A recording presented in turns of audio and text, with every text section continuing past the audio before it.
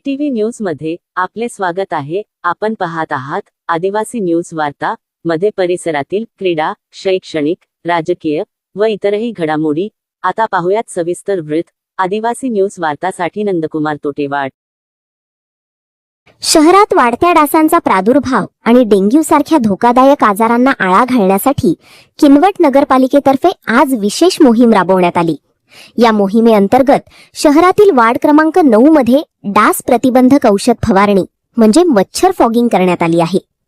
पावसाळी वातावरणामुळे शहरात अनेक ठिकाणी डासांची उत्पत्ती वाढली असून नागरिकांचे आरोग्य धोक्यात येण्याची शक्यता निर्माण झाली होती।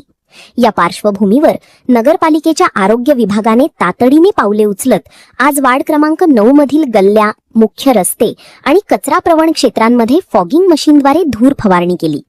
डेंग्यू, मलेरिया आणि चिकनगुनिया यांसारख्या आजारांचा प्रसार रोखण्यासाठी ही मोहीम अत्यंत महत्त्वाची ठरणार आहे। नगरपालिकेच्या या तत्पर कारवाईबद्दल वार्ड क्रमांक 9 मधील नागरिकांनी समाधान व्यक्त केले आहे। तसेच नागरिकांनी आपल्या घराजवळ पाणी साचू देऊ नये आणि स्वच्छता राखावी असे आवाहनही नगरपालिकेतर्फे करण्यात आले आहे।